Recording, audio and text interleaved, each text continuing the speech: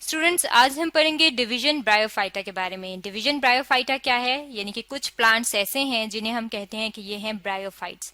अब ये जो ब्रायोफाइट्स प्लांट हैं, ये कौन कौन से प्लांट्स होते हैं? अगर हम इनकी स्ट्रक्चर देखना चाहें तो हमारे सामने जो है ये एक डायग्राम है, और ये डायग्राम किस चीज की है? ये एक ऐसे प्लांट की डायग्राम है जो कि ब्रायोफाइट है।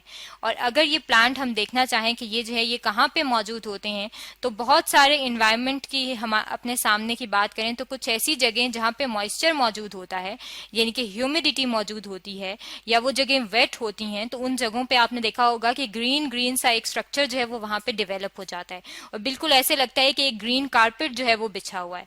वो जो ग्रीन ग्रीन सा स्ट्रक्चर होता है, बेसिकली वो प्लांट्स होते हैं जो कि क्या होते हैं, जो कि ब्रायोफाइट्स होते हैं। अब अगर हम इन ब्रायोफाइट्स की बात करें तो इनके अंदर जो है वो 3 मुख्तलिफ किस्म के जो है वो ग्रुप्स मौजूद होते हैं। वो कौन कौन से हैं? जो पहला है उसे हम कहते हैं कि ये है हिपेटोफाइट, जो दूसरा है उन्हें हम कहते हैं कि ये हैं ब्रायोफाइटा, और जो तीसरे हैं उन्हें हम कहते हैं कि ये क्या है? ये हैं एंथोसिरोफाइटा।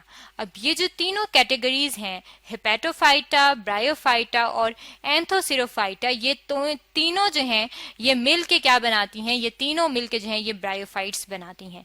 और इन तीनों के अगर हम स्ट्रक्चर की बात करें कि इनके जो जनरल फीचर हैं इन तीनों के, जो कि ब्रायोफाइट्स के अंडर आते हैं, अगर हम उसकी बात करें तो यहाँ पे जो है आप इसकी डायग्राम जो है वो देख सकते हैं। इस डायग्राम में जो है ये बताया है कि उनकी जो मेन प्लांट बॉडी है वो आप देख सकते हैं, वो है गैमेटोफाइट, और उसके ऊपर जो है वो एक स्ट्रक्चर डेवलप होता है जिसे कहा जाता है स्पोरोफाइट। और ये जो प्लांट्स हैं, अगर हम इनकी बात करें तो हम इन्हें कहते हैं कि इनके अंदर एक ऐसा सिस्टम मौजूद नहीं होता जिसकी वजह से बाकी पौधों में जो है वो वाटर और फूड जो है वो एक सिस्टम की वजह से कंडक्ट होता है, और इस सिस्टम को कहा जाता है वेस्कुलर सिस्टम, जो कि मिल के बना होता है वेस्कुलर टिश्यू से। लेकिन जो ब्रायोफाइट्स होते हैं उनके अंदर वेस्कुलर सिस्टम जो है वो मौजूद नहीं होता, यानी कि उनके अंदर कोई ऐसा सिस्टम मौजूद नहीं होता जिसकी वजह से पानी जो है वो एक जगह से दूसरी जगह जाए, या फूड जो है वो एक हिस्से से दूसरी हिस्से में जाए। और जो उनका मेन एम्फसाइज होता है, यानी कि जिसकी वजह से उनका ये सारा सिस्टम जो है वो चलता है, वो क्या होता है कि उनके अंदर डिफ्यूजन होती है, यानी कि पानी जो है वो डिफ्यूजन के जरिए एक जगह से दूसरी जगह जाता है। अब ये एक जगह से दूसरी जगह कैसे जाता है? क्योंकि ये जो है ये मॉइस्ट एनवायरनमेंट में रहते हैं, और मॉइस्ट एनवायरनमेंट में पानी जो है वो बहुत ज्यादा होता है। तो डिफ्यूजन के प्रोसेस में क्या होता है कि जो भी चीज होती है वो हायर कंसेंट्रेशन से, यानी कि जहां पे उसकी अमाउंट ज्यादा होती है, वहां से कम कंसेंट्रेशन पे, यानी कि जहां पे उसकी अमाउंट कम होती है, उस एरिया में जाता है। अब क्योंकि ये मॉइस्ट एनवायरनमेंट में है और वहां पे वाटर ज्यादा है, तो डिफ्यूजन होगी और पानी जो है वो बाहर के मॉइस्ट एनवायरनमेंट से इनकी बॉडी में जाएगा, और उस तरह से डिफ्यूजन के जरिए जो है वो इनकी बॉडी में जो है वो पानी मिलेगा इन्हें। और इसी तरह से जो इनको फूड मिलती है वो भी डिफ्यूजन के जरिए ही मिलती है।